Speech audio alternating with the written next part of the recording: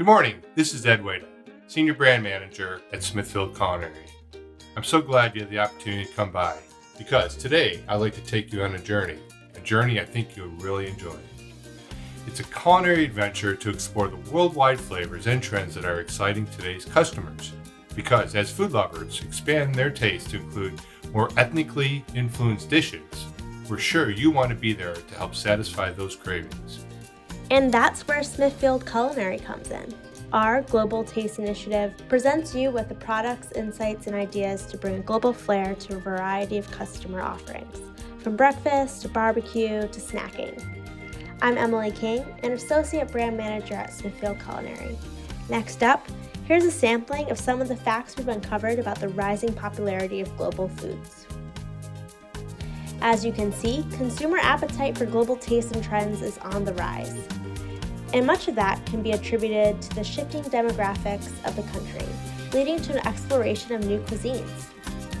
And operators are reacting, from QSRs to fast casual to upscale restaurants. Consumers don't seem to mind finding global foods from non-ethnic operators. Now, with the help of our partner chefs, we'll be showing you a variety of trends, innovations, and consumer preferences that hopefully will inspire your own global culinary creativity. Okay, now it's time to grab your passport to Delicious and take off for some global taste adventures with Smithfield Culinary. Pork has always been a breakfast staple, and since breakfast is now being served any time of day, the versatility of pork makes it a perfect star of any dish, including ethnically inspired meals. So let's take a look at breakfast around the world and learn about the delicious flavors, spices, and many forms that breakfast takes on, and understand the role of pork and other meats. I hope you enjoy as Smithfield Culinary presents The Breakfast Boom Goes Global.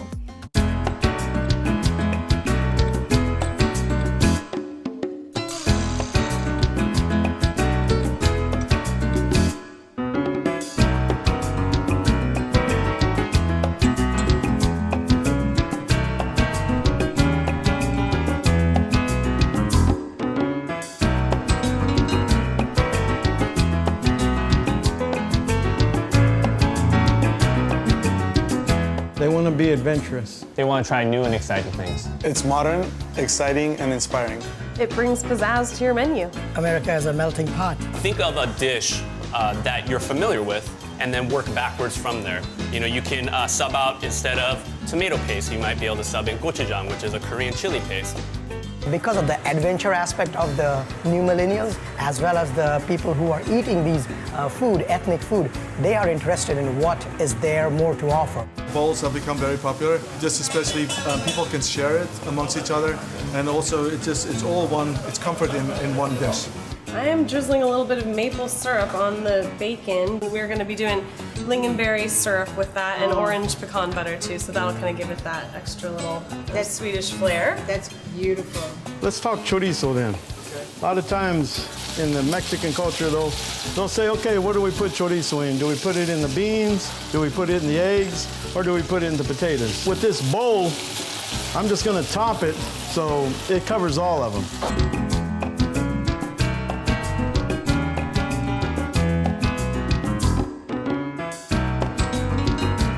So what I'm trying to do is kind of create flavor memories for myself, but then make it approachable, make it something that other people can see and kind of relate to.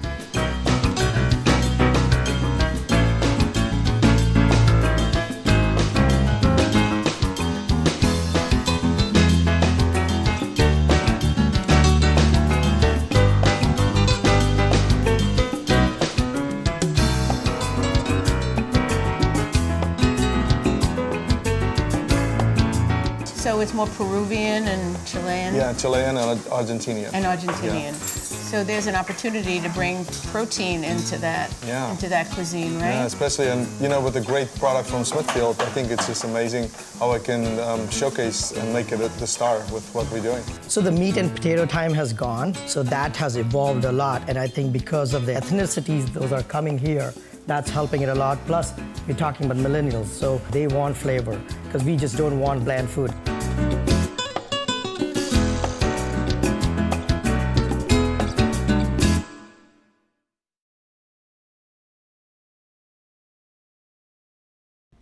Now I'm hungry. Ready to introduce one of our talented associates, Chef Michael Ponzio, Executive Chef at the Union League Club of Chicago. Chef Ponzio was an integral part of the development of our global initiative, so here's Chef Michael presenting The Breakfast Boom Goes Global. Hey, I'm Chef Michael Ponzio.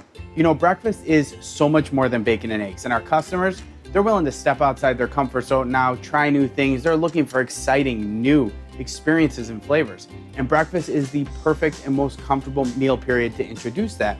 Now, according to the majority of chefs, ethnic-inspired foods, especially in breakfast arenas, are considered one of the hottest trends today. Perhaps the least surprising concept right now is portability. And you know, take the pandemic aside, our customers are living such a fast-paced life and they're on the go and instant gratification and moving. They don't have time to have breakfast at home. So I've got to have a breakfast dish that's globally inspired and portable. And honestly, the first thing that always comes to mind with portability is a burrito. Because if you have a breakfast line, all you really need is flour, tortillas, and you got everything there. So there's this perception among consumers that many global cuisines are actually healthier. And you know, this is especially true at breakfast, the meal that starts your day. There's an opportunity to tap into this with ethnically inspired breakfasts. Leading us here, consumers want spicy flavor, so add some heat. Lots of great hot pepper pastes from around the world: ají amarillo, Calabrian chili, gochujang, harissa, sambal. A little goes a long way for your breakfast dishes. Okay, so we're making a simple braised pulled pork, and we're gonna use a white wine chicken stock based braise with some mirepoix, a little bit of fennel, rosemary, and we're gonna let this all stew together for about 2.5 hours until it gets super, super tender. First thing we wanna do is cut our vegetables. So we're gonna cut our onion up, carrots, celery, our fennel. And now that we have all our vegetables, I'm just gonna give a quick smash to the garlic. Now you can see I'm using a lot of vegetables in this recipe. I love all the sweetness and all the complementary flavors that the vegetables are going to introduce to the braise. First thing we need to do is season the pork butt. And I like just a nice seasoning of salt on the pork butt. What that's going to do is allow the natural pork flavor to really shine and really pop and not have it overwhelmed with a ton of other flavors. Now over a high heat, I'm going to add a little bit of oil. I want just enough oil to coat and glaze the bottom of the pan. Once I know my oil is hot enough, I'm gonna add the pork in. I wanna get a nice golden brown color on both sides of this pork. And this may take some time, so be patient. Let it do its thing. You don't wanna rush it and move it around and lose all that sear on the pork, because all that caramelization is all the flavor that's gonna come out of the pork.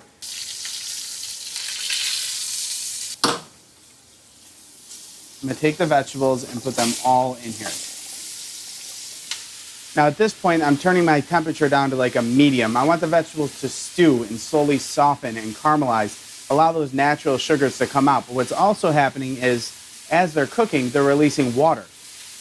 And what the water does, it picks up that caramelization on the bottom of the pan and actually incorporates that more and more into the vegetables in the dish. So it's gonna have this hybrid marriage of just flavor and sweetness and porkiness. Now at this point, since the vegetables have kind of softened and sweetened up and stewed down, we're gonna add some white wine to deglaze it. The temperature goes back up and the wine goes in. And I wanna reduce that wine by half to cook the alcohol out of the wine. This is very important because you don't want a very alcoholic, very harsh dish. You want something that's soft and has the sweetness of the wine without all the acidity and all the burn from the alcohol. Now once the wine's reduced by about half, we're gonna add the chicken stock, just enough to come up to almost fully covering the pork. Now what I want to do is add my fresh herbs, because now that there's a liquid, the herbs are actually going to fragrance and perfume the liquid, and that's going to work its way into the pork as it cooks. So we're going to bring this to a boil, and then we're going to cover it with foil and put it in a 275-degree oven for about 2.5 hours, and we'll check for tenderness along the way. So our pork's been in the oven for about 2.5 hours. Let's take a look at it and see how it's doing. Oh, wow. Okay, so I put my fork in, should see how it just kind of starts to come apart. That's what we're looking for. That is fantastic pork. Now here's the most important part, and this is what's going to be the difference between you having a dry pulled pork and just a delicious, succulent, incredible pulled pork. Do not take it out of this liquid. What's going to happen, if I pull this out of this liquid right now, you see all the steam that's escaping here. Well, all this steam is moisture leaving the meat. So what I want to do is leave it in the liquid, and I'm actually going to put the cover back on. So what ingredients do we need to make this absolutely fantastic, amazing Mexican sauce? Well, the first one you need are Guajillo chilies, and you can get these at most grocery stores, honestly. They're in the Mexican aisle or the Latin foods aisle. So I take the Guajillos and I toast them in a dry pan. And this is over a medium-high heat. What I'm looking to do is get a little bit of color on these guys, but really open them up and bring that flavor out and bring those aromas out. So the chilies go into a bowl, and then we're going to pour some water on top. You just need enough water to fully submerge the chilies, and I'm going to let these sit for about a half an hour while we prepare the other vegetables for the sauce. The rest of the ingredients are super simple to make this sauce: onion and garlic.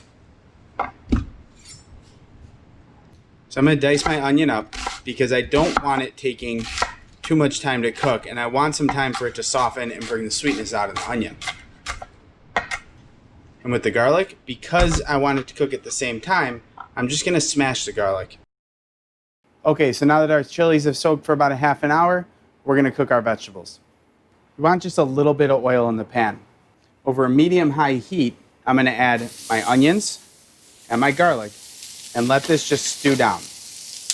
My goal isn't to get a bunch of caramelization on here, but I want it to slowly cook down and bring out a lot of those sugars and that sweetness, because that's what's going to complement the chili and just give an amazing sauce.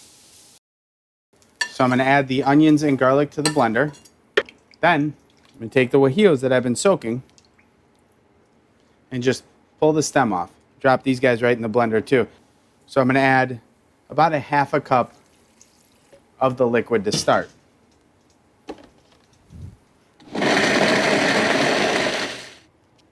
Oh my goodness.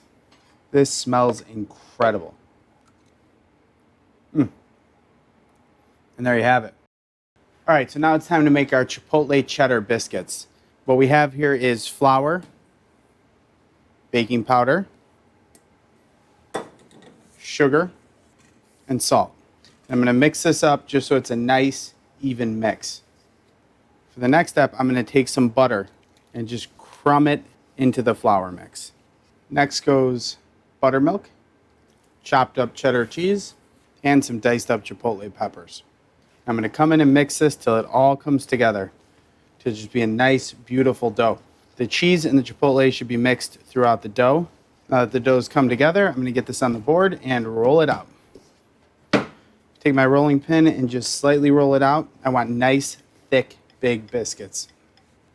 Now I'm going to cut these beauties out.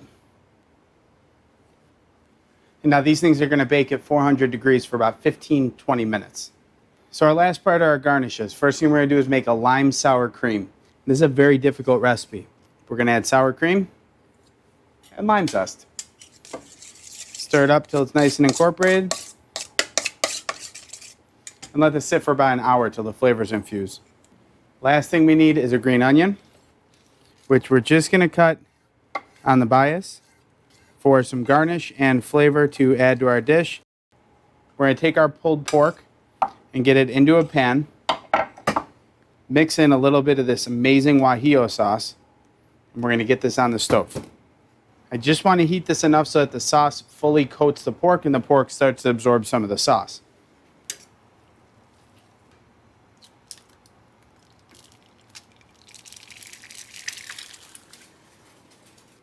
All right, let's take a look at our biscuits and see where we're at. These things look incredible.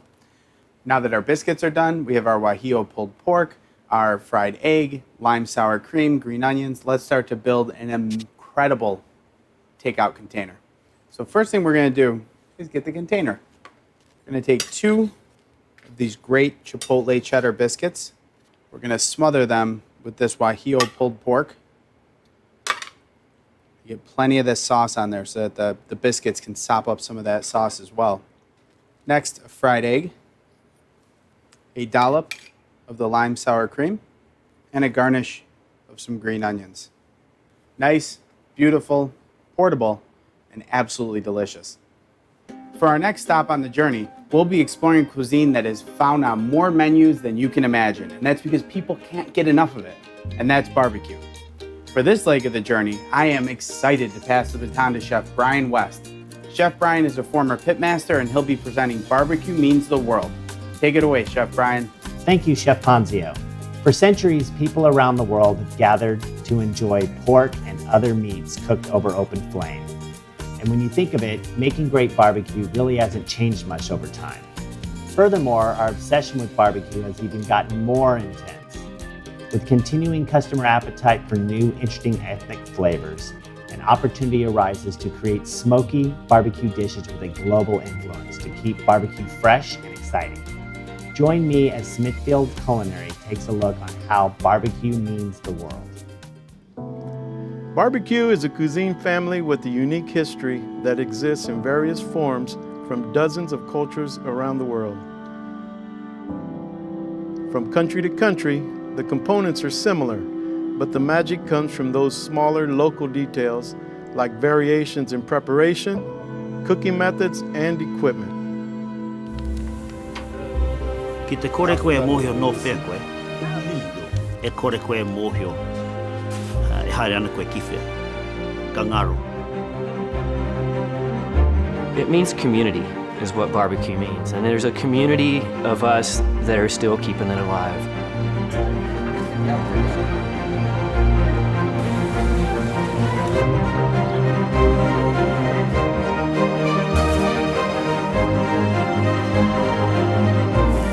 要は火を使ってお肉を焼くっていうのは多分人間だけなのかな。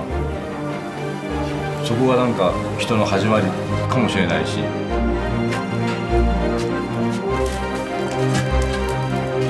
Яг ингээ бөөнөрөө суугаад ингээд нэг сайхан бодгоо яагаад ингээ ихэр цаана амт нь үртэл шалганд очдог.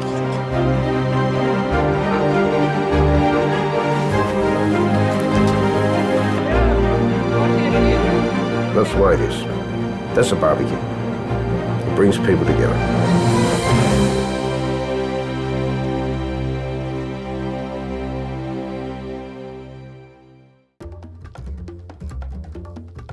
We all barbecue, right? And we're all different cultures. You know, what is barbecue to you?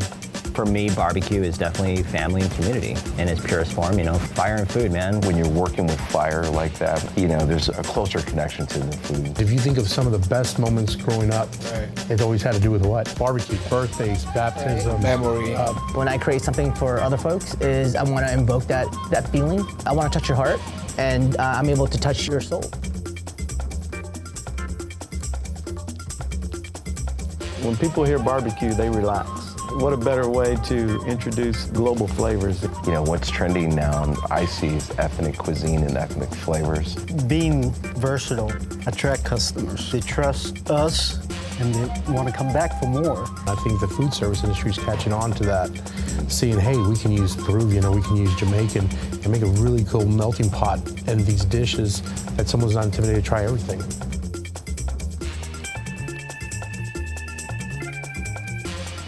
If you go to the streets of Mexico, Mexico City, Oaxaca, Saltillo, Monterrey, they have empanadas. And these empanadas, we're gonna actually use the Smithfield barbacoa that's pre-made. It's basically open, set it and forget it kind of style. Using some of the Smithfield products, you know, I'm able to coax those nuances from the pork and kind of marry that with these big, bright, beautiful flavors from Southeast Asia. This dish I use Smithfield Dural Black pork. This is such a great product because there's a texture and a very tender, just enough amount of fat so that you can enjoy the pork flavor, and it's a perfect size. You know, I'm not just looking at pork chops from Memphis, but I'm looking at pork chops from Korea. I think that the customers appreciate that level of research. They have to taste it, they have to feel you. When I say I have a Peruvian restaurant in Chicago, you know, people are going to want a ají amarillo and ají panca and really deliver on what I've promised. We can offer the simple entertainment for the customer. When they come to the restaurant and dine in, they want to have a good time. They want to build a memory.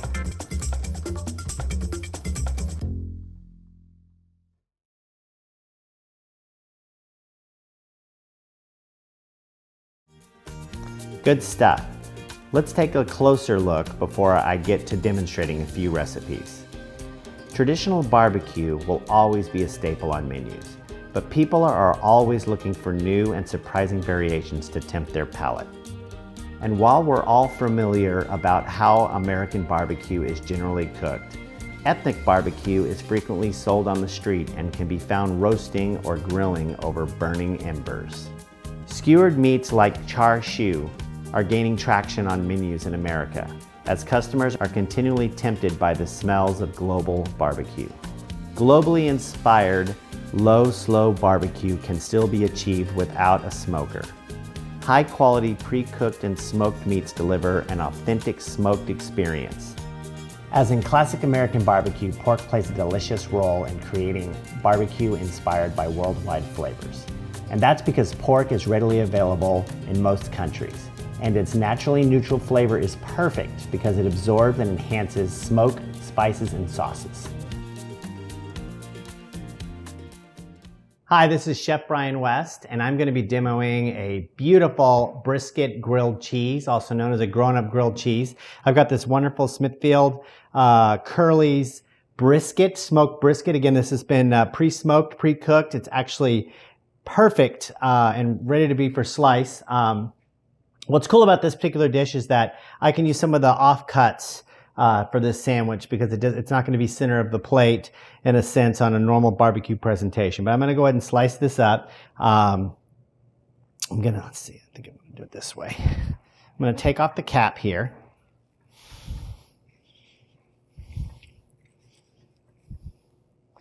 Right here. That's where a lot of the fat is. You can see that beautiful fat is all juicy, and you can see the nice smoke ring that's in here. Why I'm taking off the cap is this is going to be a little bit of the fattier meat, and I think that's really going to show well with that thick, rich cheese and the barbecue sauce I'm going to put on there. I'm going to take a little bit of the bark. Beautiful.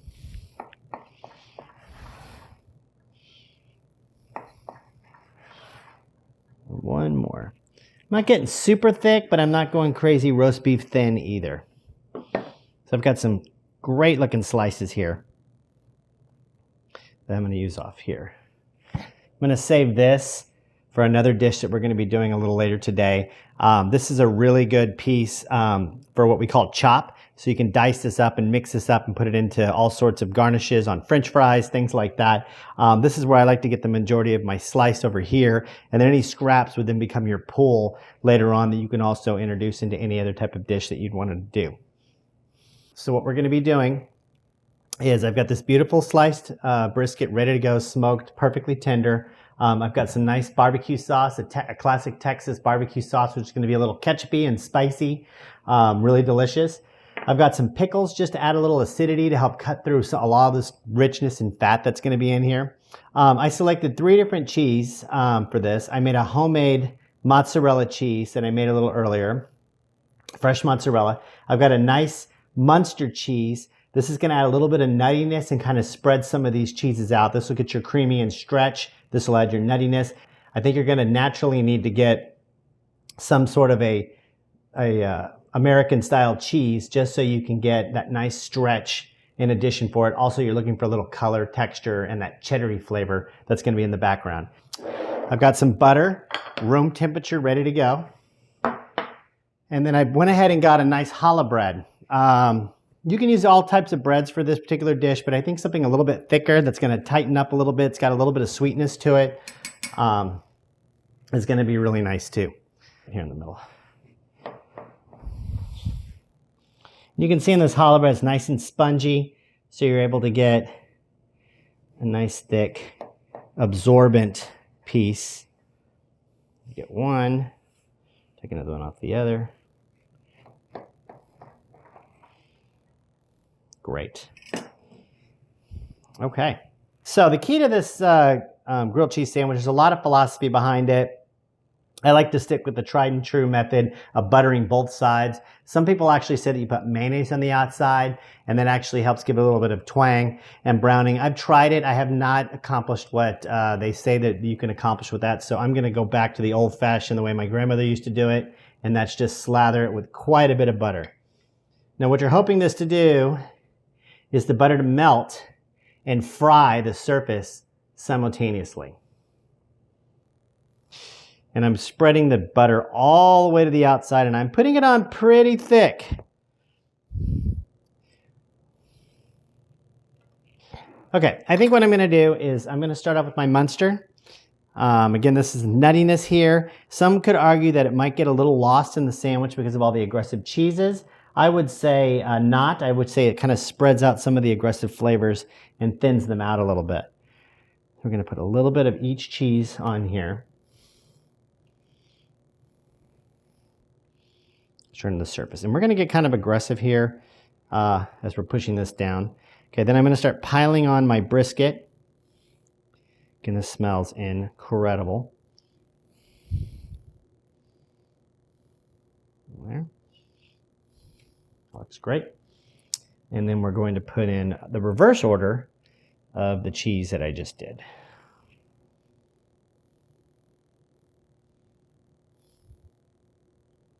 There's a pickle in here, just like an old-fashioned Cuban.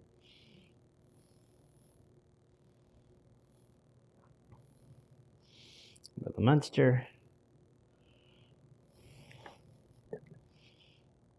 Just a scotch of the barbecue, just for a little bit of twang. Spiciness. We'll also serve this with barbecue sauce on the side. More cheese.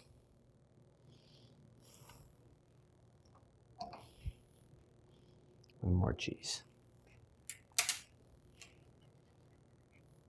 Trying to pick up some of this butter that's on here. Okay, so we're going to try to mash this in together as best as possible. This is a huge monster sandwich. Good luck taking a bite out of this thing. All right.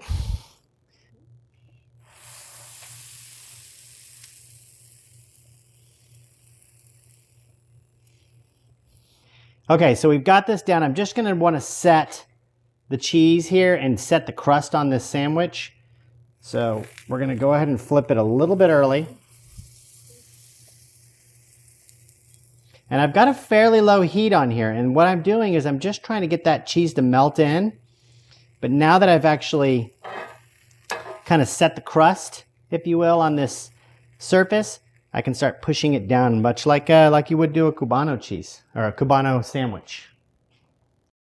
So this thing is looking beautiful. All the cheese is nice and gooey and happy. I cooked this nice and slow, just so that it would really melt up all of that cheese.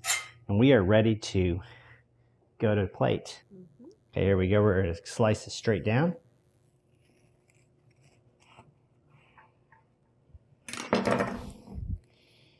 Okay.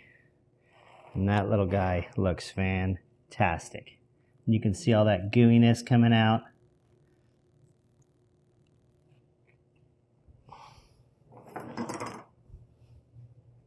This just came out amazing. The challah bread was actually a great call on my part. I've got this beautiful sandwich we just finished. Again, it's the Curly's brisket, grilled cheese or adult grilled cheese. We've got the Curly's brisket in there, sliced, smoky and delicious. Mozzarella, Munster. We've got a good old American cheese in there, some sliced pickle, and a little barbecue sauce for flavor. We just made a small little tomato salad with just a little olive oil, salt and pepper, and I'm just going to drizzle on a little bit more of this barbecue sauce on here. I am going to try this thing because I just cannot stand it anymore. Here we go.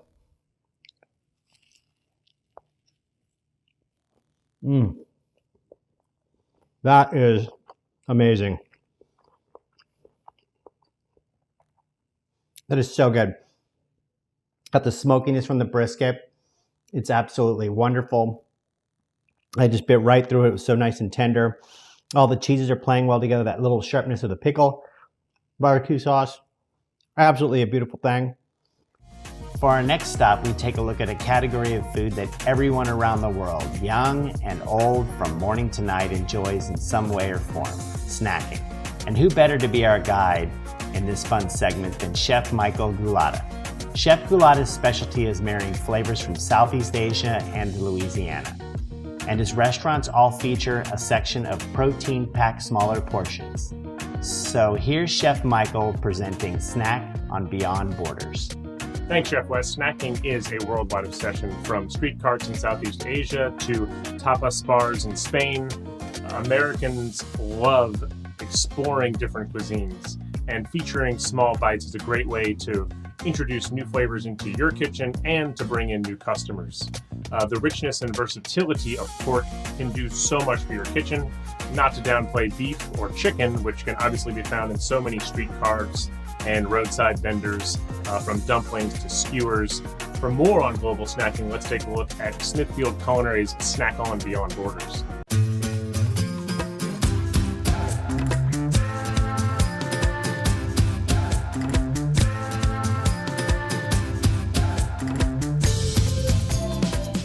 Snacking happens all the time. We snack at breakfast, we snack for brunch, we snack in the afternoon.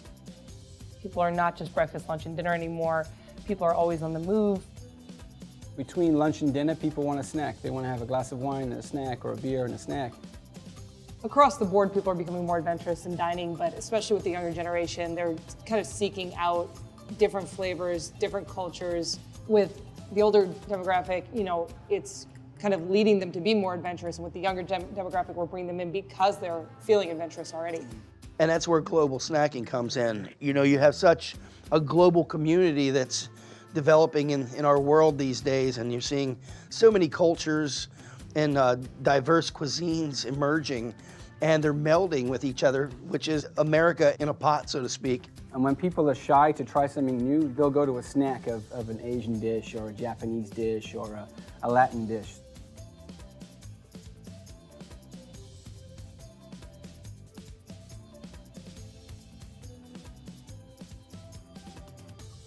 Makes the menu interesting. I mean, that's what I feel. I mean, and fun. Exactly, a fun and interesting, and for customers to come in, oh, this looks great, this looks exciting. Oh, this is something that I've never tried, let me try it. And the fusion of it as well, taking different countries and fusing it together, taking some Mediterranean flavors, but using Japanese techniques. I mean, that's so hip right now, and people are all over that. From Tex-Mex to Asian Cajun to Mediterranean, whatever have you, It seems that's where the market's going.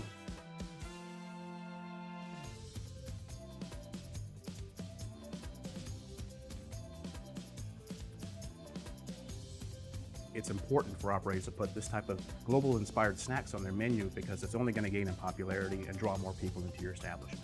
I was in Latin America, I was in Asia, I was in the Middle East, and when I design menus or snacks, I kind of try to build on those. Techniques from different parts of the world and spices from different parts of the world, using stuff we're all familiar with. The normal proteins and vegetables, and sometimes exotic too. Everyone's seen the same snacks we've been doing for 50 years. I think it's time that people want something different. I also think, for this younger generation, they want something like snacktivities, like things that are interactive at the table. People like interactive food. It's like crafting for foodies. The more thinking you can do for the guest, the easier the experience will be. Somebody who might have just come for one beer now is ordering 2 plates or 3 plates. They will not go for 2 entrees, we know that. They might go for 1 salad and 1 entree, and that's pretty much it. But they might go for 3 small plates. And that's where our edge is.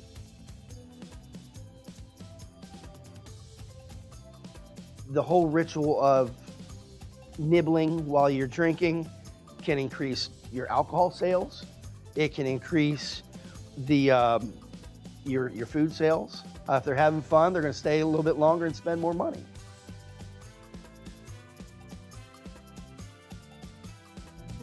All right, that made me hungry. Let's take a moment to review our definition of snacking. We define it as anything eaten outside of traditional meal times and generally in smaller portions. For the most part, snacks need to be prepared quickly, as about half of all snacking occasions occur on the way to work. Interesting to note that 18 to 34-year-olds are eating more spicy snacks, which is a signal of global desires. Snackers are continually enjoying late-night snacks more often. This means protein-filled bar snacks to fuel them up to keep them going. As today's consumer looks for more protein in their diet, including snacks, meats are a perfect way to add protein, but in smaller portions. Asian fusion is as strong as ever. We're doing it every day. Take a novel sauce from Southeast Asia, incorporate it into something that you already know and love, and use that to drive excitement among your customers.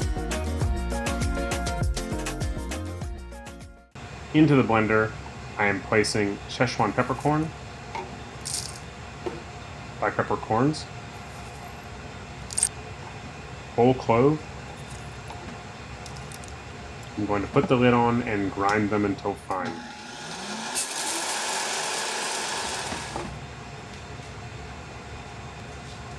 Next, I'm adding 2 cloves of garlic, some seasoned rice wine vinegar, honey, and some coconut milk. I'm going to blend this to a fine paste. And then add in my mayonnaise and cilantro leaf. I'm going to blend this lightly, but not over whip it. I'm also going to finish it with a touch of fish sauce for salt and umami.